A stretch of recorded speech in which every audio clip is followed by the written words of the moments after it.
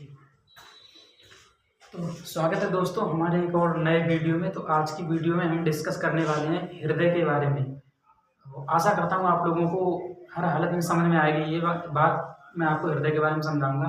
तो पहले एक छोटा सा डायग्राम बना लेते हैं, अच्छा सा अद्भुत डायग्राम, नया डायग्राम बनाते हैं पहले। तो डायग्राम जो है अपने लोग ये वाला बना लो, जैसा हेयर्ट लोग मानते हैं, लोगों की दुनिया वाला हेयर्ट बना लो, ये वाला। इसमें सबको आपको जानकारी होगी, 4 चैम्बर होते हैं, 4 कक्ष होते हैं, 2 आलिंद हो गए ऊपर वाले और 2 नीचे वाले विलय। तो चलो वो भी बना लेते हैं।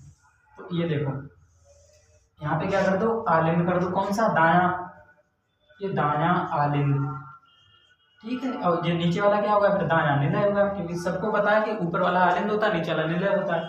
तो ये दाया निलय, ठीक है। अब इधर वाला बाया आलिंद हो गया आपका, बाया आलिंद हो गया, और ये वाला बाया निलय हो गया, बाया निलय। अब आपको एक बात ध्यान रखनी है कि जो हृदय का बाया निलय होता है, इसी से ब्लड जो है वो पूरे शरीर में जाता है। तो ये वाला पार्ट, खासकर हृदय के 4 चैम्बर होते हैं, तो 4 चौथे में ये वाला यानी बाएं निलय वाला जो पार्ट होता है, ये ज्यादा मस्कुलर होता है, इसमें बहुत ज्यादा मांस होता है, मांसीला जैसे नहीं बोलते हैं, मस्कुलर पार्ट, क्योंकि इस पे सबसे ज्यादा लोड पड़ता है। अब होता क्या है, जैसे ये हेयर्ट हो गया, इसका काम क्या है, पूरी शरीर में क्या करता है, ब्लड को पंप करता है। तो अब देखते हैं कि होता क्या है। इससे पहले आप 2 बातें और समझ लो। यहाँ पे मैं लिख रहा हूं, एक होता है आपका सिरा, एक होती है आपकी धमनी।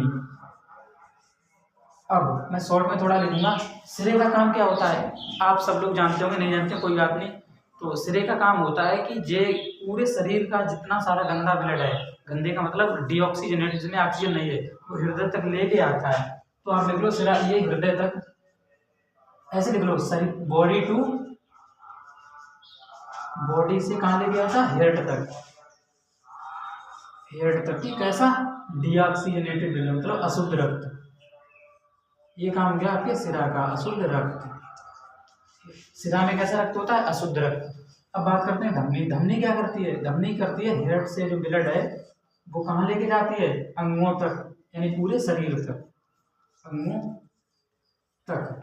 अब तो सिरा क्या करता है, बॉडी से पूरे शरीर को हृदय में लेके आता है, ठीक है। और धमनी क्या करती है, हेड से पूरे शरीर में ब्लड को लेके जाती है। धमनी में शुद्ध रक्त होता है, ये भी आप ध्यान रखो। धमनी में कैसा रक्त होगा, शुद्ध रक्त, यहाँ पे लिख लो शुद्ध। और सिरे में कैसा होगा, अशुद्ध, अशुद्ध, ठीक है। अब इधर आ रहे हैं, यहाँ पे बात करते हैं कि जैसे हमने लिखा सिरा, तो यहाँ पे एक होता है महासिरा। महा इसलिए है क्योंकि ये पूरे शरीर का जितना सारा भी अशुद्ध खून है वो लेके आता है। तो आप यहाँ पे लिख दो महासिरा, महासिरा। अब यहाँ महासिरे से जैसे ही खून आता है तो यहाँ पे लगे होते हैं ट्राइकस्पिड वाल्व, त्रिवल्ली कपाट, यहाँ पे द्विवल्ली कपाट। दाएं आलिंद की ओर त्रिवल्ली कपाट होते हैं और बाएं आलिंद की तरफ, मतलब बाएं आलिंद और निलय के बीच द्विवल्ली कपाट। ठीक, हमने तीनों ना दी गलती से, कोई बात नहीं। तो अब क्या होता है, जैसे ही ब्लड इसमें आया दाएं आलिंद में, अब दाएं आलिंद में ब्लड आने के बाद ये त्रिवल्ली कपाट खुलेंगे। अब जैसे ही ये कपाट खुलेंगे तो ब्लड कहाँ चला जाएगा, यहाँ से दाएं आलिंद से दाएं निलय में। अब चूंकि ये इस प्रकार की इसकी बनावट होती है कि दाएं आलिंद से ब्लड दाएं निलय तक आ तो जाएगा लेकिन वापस नहीं होता है। तो जैसे ही ये ढक्कन खुला तो क्या करेगा, ये वाला ब्लड जो है वो आएगा कहाँ, दाएं निलय में। अब दाएं निलय से ये आपका जुड़ा होता है इस तरीके से। पहले आप डायग्राम देख लो, ये हो गए आपके लंग्स, फेफड़े, और ये फेफड़ों से जो है एक नली निकल गई, मैं भी नाम बताऊंगा आपको इनका। तो ये अब क्या होता है, जैसे ही दाएं निलय में, यहाँ पे इस नली में लगे होते हैं सेमी ल्यूनर वाल्व या अर्धचंद्राकार कपाट। ये आपकी होगी महाधमनी। देखो ये था महाशिरा, यहाँ से सब सारा ब्लड जो अशुद्ध तो आ रहा था, और यहाँ से क्या होगा, सारा जो है शुद्ध ब्लड वो हृदय में जाएगा। तो इसे लिख दो महाधमनी, महाधमनी। अब देखो जैसे हमने क्या लिखा, सिरा क्या करता है, बॉडी से जो ब्लड को हेड तक लेके आता है। अब यहाँ पे क्या हो रहा है, जो हमारा हेड है पूरा, यहाँ से खून जा रहा है अंगों की ओर, तो ले जाने का काम कौन करता है, हमने क्या लिखा, धमनी। धमनी क्या करती है, हृदय से अंगों तक लेके जाती है। तो यहाँ भी हृदय से अंगों तक जा रहा है, तो ये कैसी हो गई, ये धमनी हो गई आपकी। ठीक, पहले धमनी लिख देते हैं। अब अंगों से ब्लड हृदय तक लेके कौन आता है, मैंने क्या लिखा, सिरा। तो ये आपका हो गया सिरा। अब चूंकि हो, अभी देखो शुद्ध रक्त हमारा यहाँ पे होगा, यहाँ पे भी अशुद्ध है, यानी कि आप ऐसे मान के चलिए कि जो हृदय होता है, इसके दाईं तरफ वाले दोनों कक्षों में ब्लड अशुद्ध होता है और बाईं तरफ वाले दोनों में शुद्ध। तो अभी दाईं तरफ की बात करें तो यहाँ भी अशुद्ध है, इसमें भी अशुद्ध है। तो चूंकि अशुद्ध है तो हम धमनी में पल्मोनरी शब्द और जोड़ देंगे, क्योंकि अभी जो ब्लड जो है वो अनफिल्टर्ड है, शुद्ध नहीं हुआ है। पल्मोनरी इसलिए क्योंकि हमने इधर देखा है कि जो धमनी होती है उसमें ब्लड कैसा होता है, शुद्ध। लेकिन यहाँ शुद्ध इसलिए होगा क्योंकि शुद्ध तो यहाँ से होगा, यानी शुद्धिकरण का मतलब शुद्ध तो यहाँ होगा। शुद्ध होने का मतलब है ऑक्सीजन आपकी मिल जाए, तो वो ऑक्सीजन अभी इधर मिली नहीं है तो हमने पल्मोनरी जोड़ दिया। अब क्या हो रहा है, इधर क्या हो रहा है कि हृदय जो है, हृदय से ब्लड जा रहा है, लेकिन ब्लड है कैसा, यहाँ शुद्ध है क्योंकि जो फेफड़े हैं, फेफड़े में ऑक्सीजन मिल गई ब्लड में, तो ये शुद्ध हो गया। तो यहाँ पर लिख देंगे पल्मोनरी। तो आपको ये बात याद रखनी है कि धमनी क्या करती है, हृदय से पूरे शरीर में खून लेके जाती है और रक्त कैसा होता है, शुद्ध।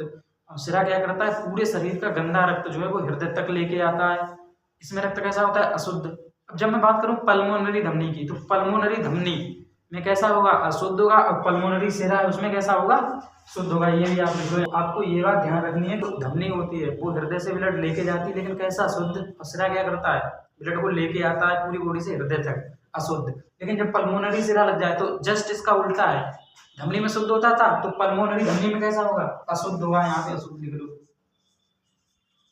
अशुद्ध। अब सिरे में कैसा था, शुद्ध, नहीं सॉरी, सिरे में कैसा था, अशुद्ध। अब यहाँ कैसा होगा, शुद्ध। ये भी नोट कर लो।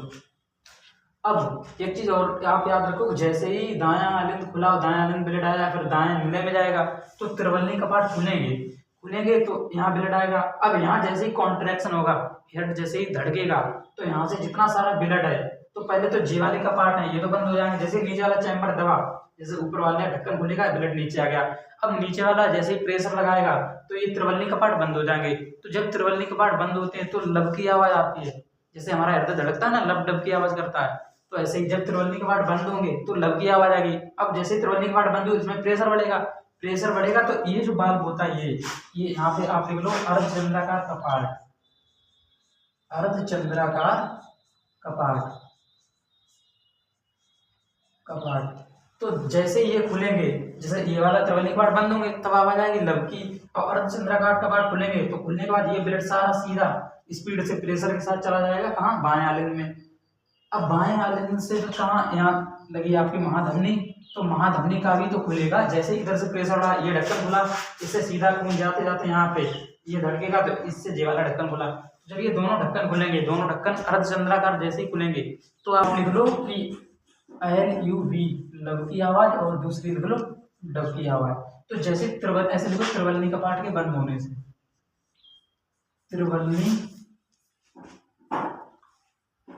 व द्विवल्ली कपाट के बंद होने से, द्विवल्ली कपाट के बंद होने से, इतना ही रखते हैं। और डब की आवाज कब आती है, जैसे ही ब्लड नीचे से प्रेशर लगाएगा, मतलब आलिंद में होगा, दाएं नीले में जैसे ही ब्लड होगा तो वो प्रेशर लगाएगा, तो क्या होगा, ऊपर वाले तो कपाट त्रिवल्ली और द्विवल्ली वो तो बंद हो जाएंगे, लेकिन नीचे वाला खुलेगा जो धमनी में, कौन सा, अर्धचंद्राकार, तो उससे ब्लड जाएगा। तो जब उससे ब्लड जाएगा और जैसे ही ब्लड पहुंचा, यानी बाहर निकला, तो फिर वो वापस से हृदय शिथिल होगा, शिथिल मतलब सिकुड़ेगा। भाई एक बार ब्लड पंप कर दिया, फिर रुक गया कुछ बहुत चंद सेकंडों के लिए, क्योंकि पहले जैसे ही नीचे प्रेशर बढ़ेगा तो अर्धचंद्राकार कपाट खुलेंगे, उनसे ब्लड निकल गया पूरा, फिर हृदय शिथिल होगा, तब वो ढक्कन वो भी बंद होते हैं। तो जब वो बंद होंगे तब कौन सी आवाज आएगी, डब की। तो इस यहाँ